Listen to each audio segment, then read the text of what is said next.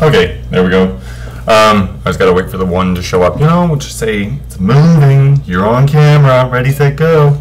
Anyways, so I woke up to a really nice message this morning. So thank you, Haley. I hope it's Haley. I responded properly in the comment. What I want to explain is it's a few things. Okay, so yesterday I called my partner, my twin flame, a dud. Right? I wanted to come up with something catchy like Dead Until Dawn, something like that about his consciousness. The thing is that you can think, up until I met this person, I really didn't understand what love was. I mean, I played at it. I mean, I'm old enough to have done it a few times. And there were parts of my life where I was like, okay, I really want to meld with this person. I want to be a part of this person. I want to crawl in their skin and be that, that. And I think actually that's part of the twin flame knowledge. I think that's part of us knowing that the other person is alive and there, because like I said, like unconsciously, I buried his energy pattern unconsciously since I was, I think, 10. The way my story starts with him is that I was 10 or 12 years of age, and I had this, my mother and her divorce rates and all this problems were there, so I was young enough to go, okay, am I going to have her problems? Am I going to be, screwed up, lonely, whatever? And so I remember asking this, and this vision happened, and in the darkness there was this tiny white flame, and it was a ways away, and all I remember knowing was, yes, indeed, someone was there, someone was out there. So speed that up, I meet my twin flame 6 years ago, 2010, so 5 years ago, right before this epic journey of my life begins. And when we're alone and we're in proximity of each other while we're in this apartment that I was staying in, I don't know if it was before or after I gave him the rose quartz, but anyways, he came in on a Honda CBR. It was a red Honda, red Honda, and he came over from the island, or from the mainland, and he came over to the island. He had his red Honda, and I remember thinking, holy fuck, right? Because I was just like, holy shit, the little man drives a motorbike. That's pretty cool. So anyways, we speed things up. I'm completely nervous around him, of course, right? Because it's like, holy shit, like I'm having psychic experiences, and now he's in my face and he wants to be friends. And ironically, he scared me probably as much as I scared him, because the night that he spent at my apartment, he slept like this. Like, I talked all night because I couldn't shut up, but he was like this the entire night. And there's another part of the story I want to get to, but anyways, the point was, the vision came back. We were beside each other. We were like 2 or 3 feet apart, and all of a sudden I had the vision again. It just snapped into play, and my consciousness, and I was like, oh my God, you're the reason I'm never going to be alone. And he just went, what? And so that began kind of who we were with each other. And I mean, right then and there, he's still straight. He's still living this uncertainty. And also, he was 23 at the time. I mean, here's me, 10 years his senior, comes over and like, boom, guess what, buddy, and then it just kind of progressed and it changed, and we were kind of getting on, and I think he got really upset when I essentially would reject him because of my own fear of love. And today that's actually something I'm working on, because of the whole entire stage of our twin flame existence, my experience through him as a psychic, as someone who's highly sensitive, and as of yesterday's experience about fully accepting and embracing him as my twin flame, which opens me to more energy as the time passes. But the thing is he's not a dud. He's my pup is probably the most amazing person I'll ever meet. The thing is, and here's the but, his consciousness is, he was bullied, right? So he's afraid to be, he's afraid to show signs of weakness. He's afraid to show himself as soft or feminine, or, I mean, I remember giving him level 2 Reiki, and he was curled up on the couch at one end of the couch, and he was just, he was looking like he was terrified, or he was going through some post-traumatic thing. And I couldn't cuddle him. I couldn't touch him because I was so scared of him rejecting me that I ended up rejecting him.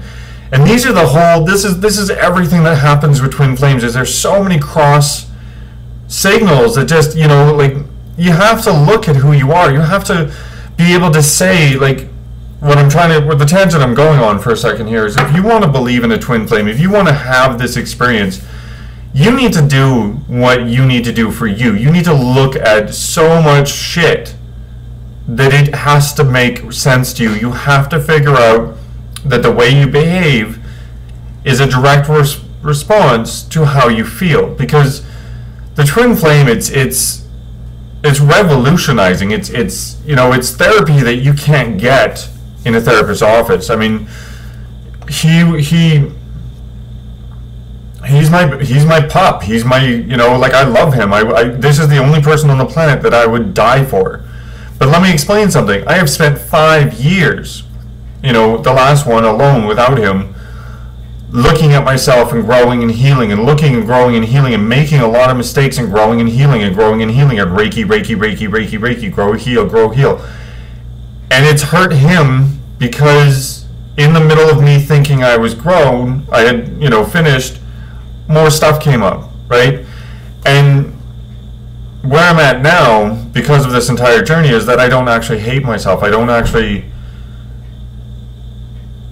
hate myself, and I'm actually moving into the best part of my life. I mean, I have another month to go before I can get back on my spiritual feet, because I have something in the material world that's taking up my time that I'm choosing to you know, learn.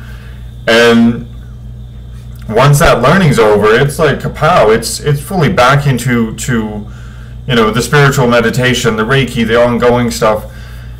But if you think you've experienced your twin flame, then you have to wait, because, I mean, he hates my guts. You know, he doesn't want to admit that here's the other part of our story is, you know, I gave him money, I bought him an extremely nice watch. I did everything to show him I love you, and yes, it freaked him out. I get that. But at the other side of the bargain, it was never was there anything reciprocated, and so that left me a lot of times thinking, holy fuck, I'm screwed up. I mean, who is this person? This person doesn't matter. So then I spent a large enough time in denial, right? This isn't the right person, blah, blah, blah. That's when I met my false twin. When you meet your false twin, you know, you go through things that are identical to what your twin did with you, you know, the patterns. And I've said this before, the pattern with the false twin, I was in meditation, and I'm like, why is this happening? Why am I going through this again? I mean, I was pretty sure I dealt with this with Pup. Why am I going through this with this guy?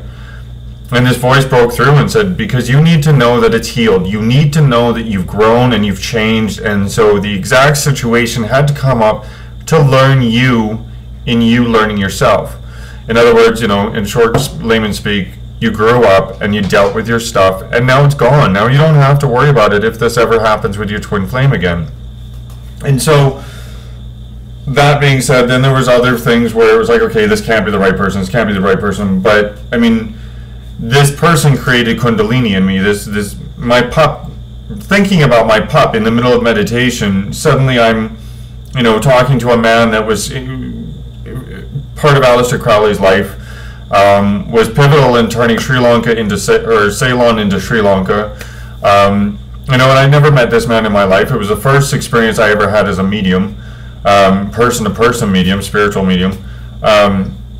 And suddenly my life changed, and I wanted to share that with my pup. And while Parananda was talking to me, this voice went, uh-oh, he's going to be needy. And so I guess what I want to finally say with this is that my pup went through a lot of shit with me too. Like, he's not a dud. He needs to be able to say, I fucked up. And he needs to be able to put himself in a situation where he can go, I fucked up. You know, he needs to stop being the guy that's afraid that he's going to be bullied, and be the guy that says, I have a heart, I'm open. Because the thing is that with me, I got needy, I was demanding, I was a psycho bitch, right? Like, I'm not going to lie, let's not sugarcoat this, I was a psycho bitch. Because I wanted to feel our vibration, I wanted to feel who this person was. I wanted to know who this person was. And when you're experiencing your twin flame, you're going through some serious psychosis. Like, really, it's just psychosis. You're fucking nuts. Because what happens is consciousness is flipped on its head. You know, it's flipped. Sorry, and you go crazy. But the true test of a twin flame is that after they've run away, after they've shut you down, after they've gone, and you work on yourself and you think about that person, are they still there? Do you still feel them? Are they still, you know? The twin flame is undeniable and it's unshakable, and I know that there's a lot of people out there that want to be part of this experience, but I don't think a lot of people understand the true value and the true power behind a twin. And so it's necessary for you to do the proactive stuff, which is heal, grow, cognitive therapy. Look at all the ways that you treat other people, the ways that you hide from yourself. You know, forgive us our trespasses as we forgive those who trespass against us. That's the Our Father prayer, and that prayer means you go home and you reflect on that day and you decide, when was I a bitch? When was I an asshole? When was I a douchebag? When did I fuck someone over that I shouldn't have fucked over? When did I leave the idea that I love the world at large and that the world loves me? When did I leave that security for fear? That's what you're looking at when you're dealing with your twin flame, love or fear. And I dealt with all of my fear through his absence. Well, some of it was through with him, but that's what we have to do. So what I want to say to finalize this and sort of end this ramble, keep doing your homework, keep doing you, because regardless of them, you will always exist. So you need to get healthy, you need to get better. The end result, though, is that when I say that he's a dud, he's not. His consciousness is stuck in a three-dimensional world, but he's the most beautiful person I've ever seen. He's the only person I would ever lay my life down for, give my kidneys up for, da-da-da. I know that sounds selfish, but whatever, that's me. I'm not, you know, I'm not an organ donor, blah, blah, blah, and I also don't have a lot of, like, tight, close people that I would have to worry about that with, and that's a whole nother ballgame. But if you embrace this love will transform you, it will change you, it will create such a shift in who you are that when you look back, the only thing you can ever say to your twin flame is thank you. Even if they're not there, or if they're beside you. Because they're half the reason that you became awake. Thanks for watching.